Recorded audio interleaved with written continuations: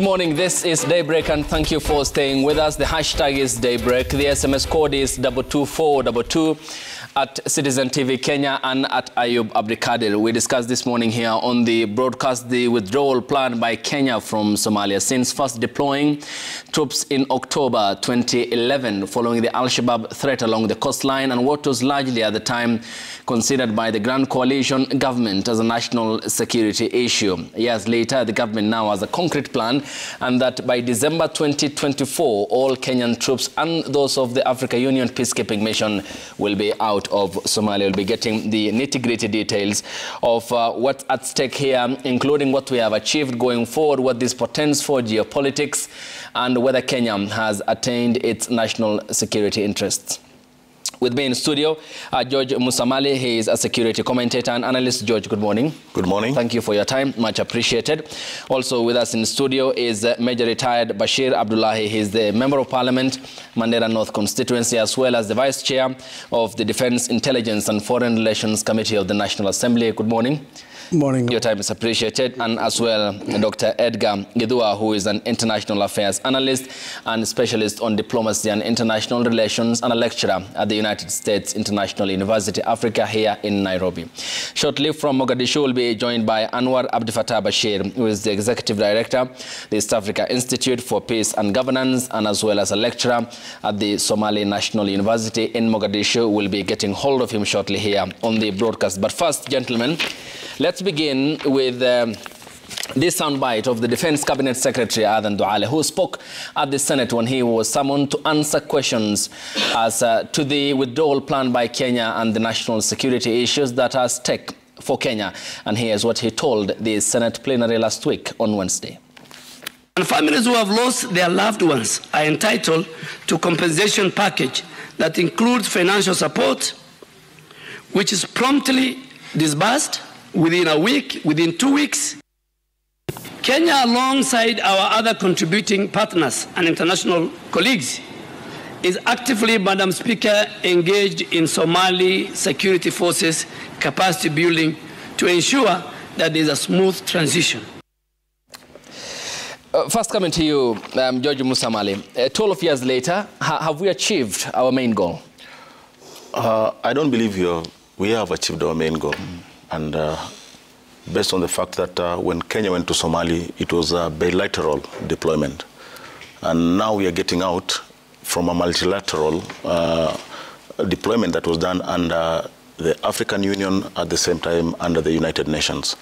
And I believe our withdrawal now is not based on our saying we've achieved what took us to Somalia, but on the UN resolution, Security Council Resolution 2628, 2670. And if you look at the way things are right now in Somalia, I believe we are leaving a community that is so disjointed, a community that has not achieved much in terms of security. 12 years after deployment of these multilateral forces from the United Nations. And closely looking at this, we are leaving a situation just like the Americans left Afghanistan, the same way the Americans left Vietnam. You go there saying we want to achieve ABCD, but at the end of the day, you get out not achieving much. And I believe the problem in Somalia is bigger than the deployment of troops. And if you look to Kenya, you'll find that very recently we've had major attacks along the border. And the reason why we deployed in Somalia is we wanted to create a buffer zone to make sure that the Al-Shabaab do not get into Kenya, carry out attacks the way they are doing it now. So I believe not much has been achieved by this deployment, and we need to rethink our strategy of how to deal with the Al-Shabaab problem. Okay, that strategy then comes, of course, to effect when that withdrawal happens in under a year's time. Dr. Gidua, coming to you, the main goal was clear, and that was national security, number one, to deter the Al-Shabaab from carrying out attacks here in the country, create buffer to prevent the infiltration into the country. I mean, whilst the goal was clear, are the achievements as clear as the goal was in the first place? I think I'll take a slightly different approach from my colleague, George. I think to an extent we deterred a big portion of Al-Shabaab from crossing our borders. They feared, at least they realize now that they have, played around with a giant that can easily crush them at will. Unfortunately, our border is very porous. We have a very huge border. We share a very huge border with Somalia, and the Boni Forest has been our Achilles heel, has been an underbelly, a soft underbelly for Kenya. So that security operations, of course, continue in that area. But to a large extent, I have a feeling that Kenya created a buffer to an extent. Now, coming back to your question of did we achieve in terms of our national interest and security, we have achieved quite a bit of that. Probably out of 100%, I'd say probably at 80, 90, we achieved in deterring them. Of course, we got retaliatory attacks from them, Westgate and all those other ones that occurred over the years, and the bombings that have been going on in the northeastern parts of Kenya. Yeah. But largely, we have kept them at bay. Now, the question becomes, as we withdraw, are we going to now make sure that we seal all these loopholes in our borders to try and contain them on that side? Yeah, and of course, the dilemma here remains then how and the capability of the Somali forces in taking over the vacuum that will be left by the Africa Union mission ATMIS that is transitioning now for the exit plan. And we'll talk more about the capability and the current onslaught led by the current president Hassan Sheikh Mahmoud in driving out Al-Shabaab from their stronghold regions, especially in the southern part of the country. Yeah. Major retired Bashir, an MP too, you are the vice chair of a very critical committee that looks into this matter. Tell us about the achievements and whether the main intention of Kenya was met largely. Thank you very much, and sorry about that. When you look at why we went to Somalia, we start from why did we go to Somalia? Okay. Remember, we initially went there as Kenya before rehearting into AMISOM. And then that was in 16th of October 2011. Kenya forcefully went into Somalia without any invitation by EU or UN. And that time, it was like pursuing the Al-Shabaab elements who had infiltrated into our borders, doing kidnapping and so forth. Kenya reacted into AMISOM in 2012 of February. Now, when you look at that, initially the deployment was along our borders and being headquartered at Kismayo.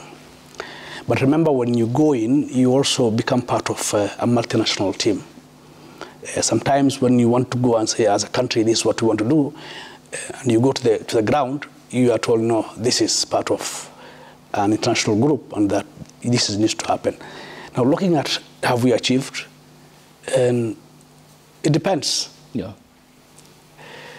What Kenyans see mostly is the number of attacks. Unfortunately, the number of attacks thwarted are not also recorded.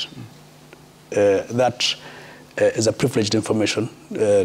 Of course, my committee and others have it. Kenyans don't have it. But I can tell you a number of attacks have been thwarted, despite the fact that Kenyans see a number of other attacks have happened. Did we achieve? Certainly, yes. Kenya was also going in to help the people of Somalia to achieve peace and security, and also to ensure there's capacity building for the troops in Somalia. Right now, as I speak, I think capacity building, even though not that much, it has been done. That's why you see the Somali troops doing a lot of work right now in keeping Al-Shabaab at bay. All that has happened because we have had a number of capacity buildings, including Somali police being trained even here. I'm sure Kenyans are not aware that Somali police are continually being trained here in Kenya by our Kenyan police force. So when you look at have you achieved, certainly not 100%. Yeah. And you're leaving Somalia, did you achieve? No. But can you also stay in Somalia for continuity, for continuous stay in Somalia? You can't also. Okay. So you need to give them time also. We are leaving. Yeah. We want to see how you also do your bit. Okay, and that timeline includes the 2,000 ATMIS troops that are set to leave by June, starting June this year, including 400 troops from Kenya, 600 from 400 troops from Kenya, Uganda, Ethiopia, 600 from Burundi, and 200 from Djibouti. Yes, no war is forever. We have seen that happen, and again, we have forays in the DRC, George Hondabo and Dr. Gidua, in the Democratic Republic of the Congo. Of course, we'll touch on the Haiti question here also, as well, though, on the National Police Service angle. But George, coming to you, as this plan clearly takes shape, is it commensurate with the capacity that's needed for the Somali security forces to take over the security of their country? I believe Mheshimiwa said it here. Capacity building has been going on for quite some time, not only from Kenya, but other countries like the Americans have been coming in, providing tactical and technical support for the Somali National Army, including the police. And quite recently, when the withdrawal started, we heard it from the Somali president. He said, no, I still believe we need these forces here.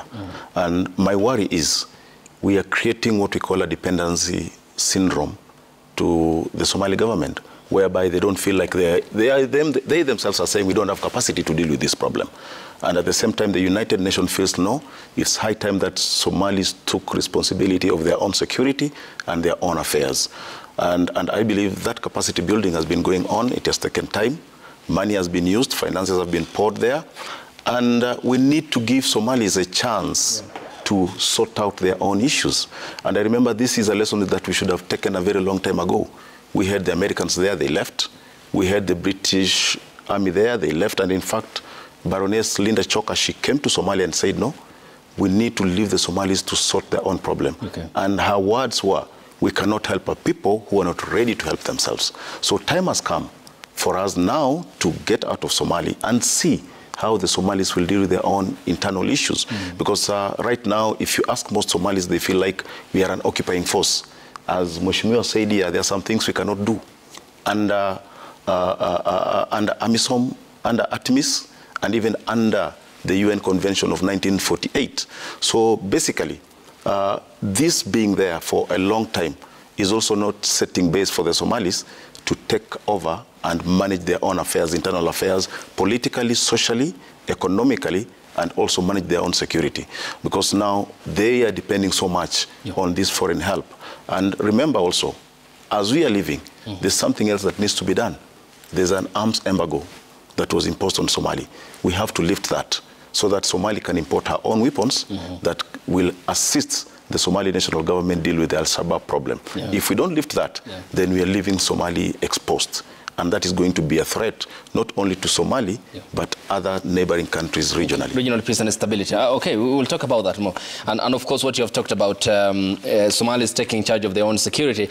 If you look at the 2021, of course, still on this, George, of the U.S. withdrawal from Afghanistan, a plan that was mulled, of course, during the presidency of Donald Trump, but affected largely under the Biden administration.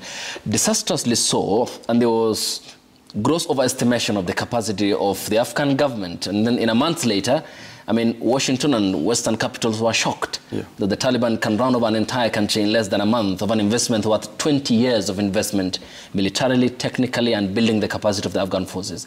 How are we likely going to prevent such a situation in Somalia for the Al-Shabaab not to take over the Mogadishu again, the capital? I think this all depends on the Somali government. And remember, what I look at closely is that you are dealing with an enemy that is less corrupt than the system. And that is where the problem is.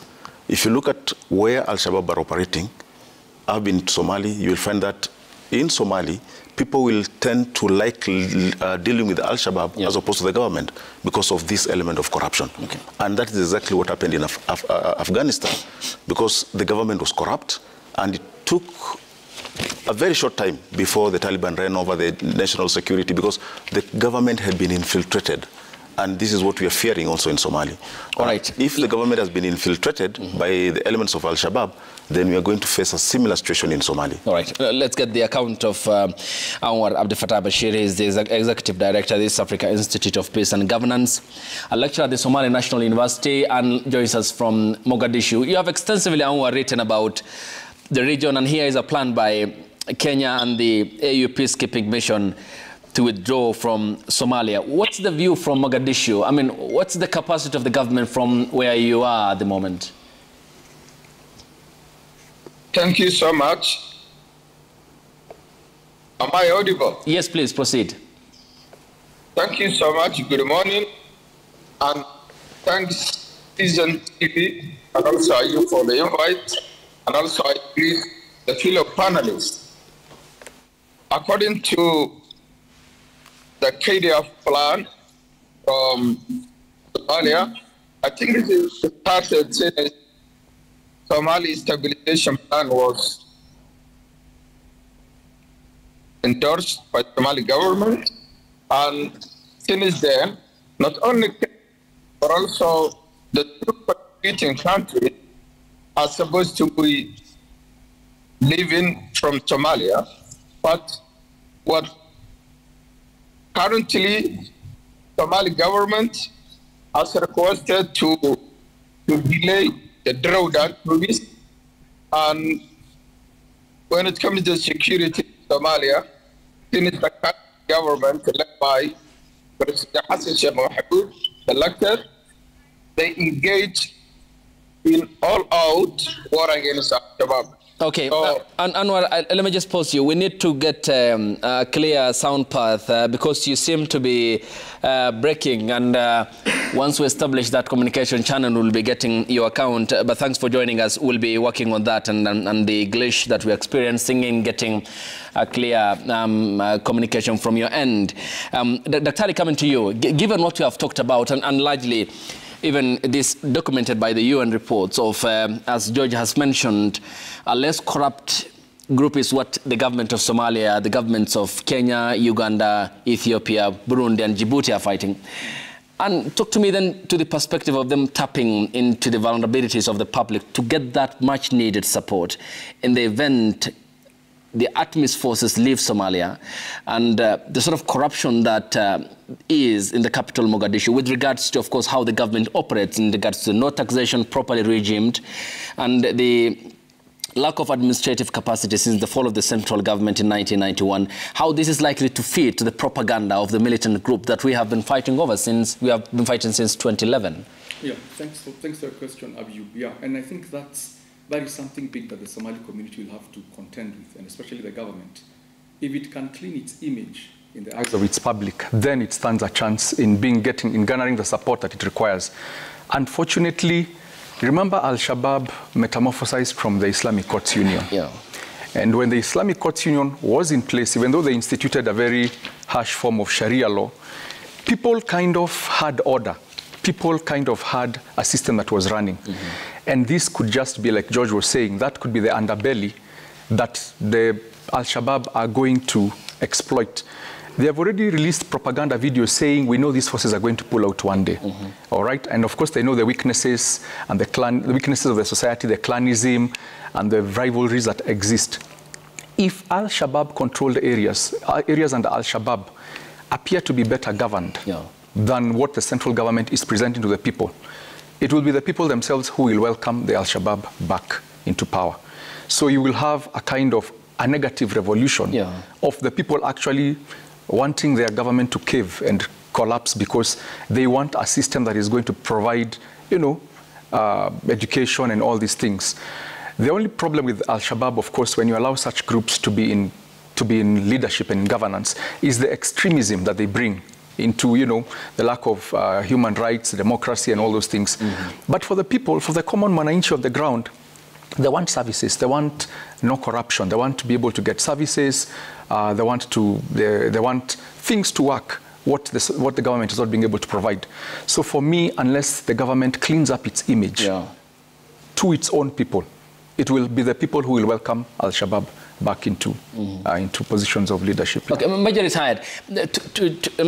Just in relation to that, as we go to the break, and briefly, we have seen the Kenya Defence Forces, for example, establish hospitals, some of them teaching in schools in southern Somalia, as part of not only the boots on the guns about fighting the militant group, but also ensuring that there is that degree and scale of social responsibility that they bear. Can that be sustained by the Somali government in the event there is the complete withdrawal of EU forces? I think what we are trying to compare Kenya and Somalia, I think, is out of imagination because, there's no systematic governance in Somalia.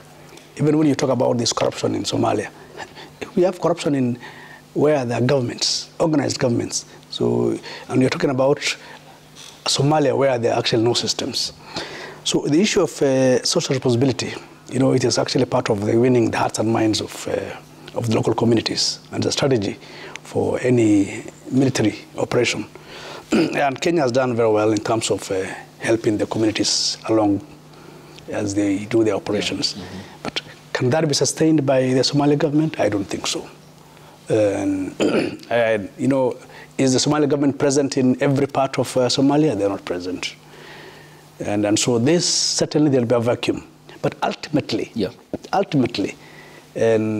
this must be a solution to the Somali government. Because when you look at the Taliban in Afghanistan, people ridiculed them.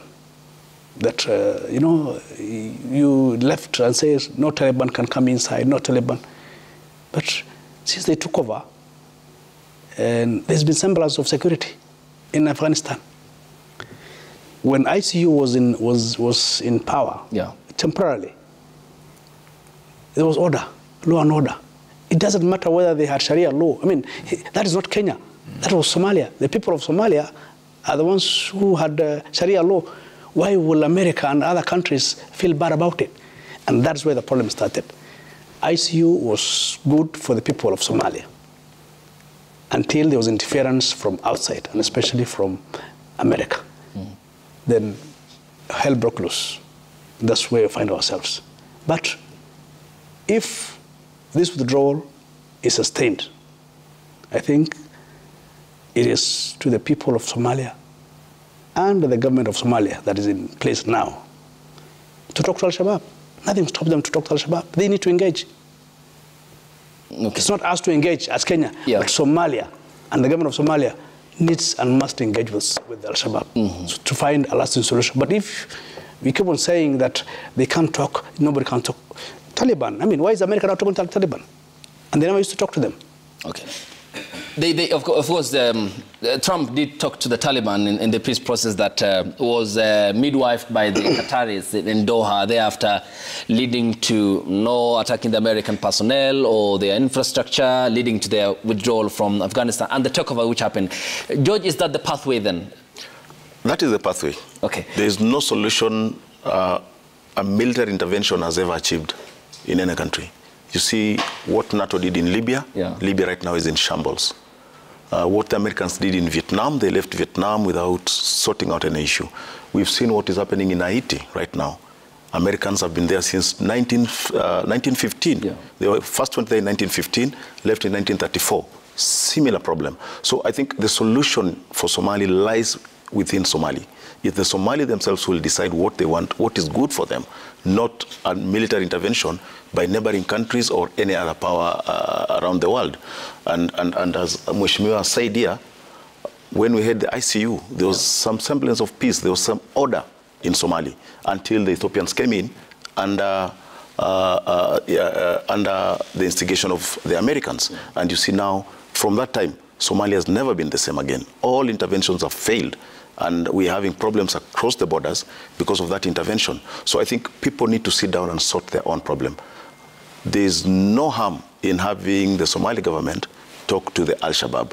And the difference between the Somali government, you'll find that most of the people, most of the operators in the government have dual citizenship. They are not Somalis per se.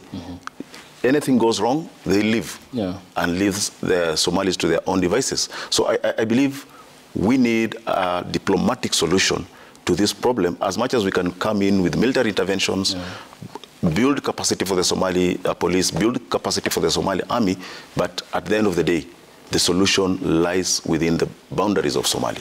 All right, when we get back from the break, gentlemen, we'll focus more on also the domestic solutions, because purposely that was what had prompted Kenya's intervention in Somalia in 2011.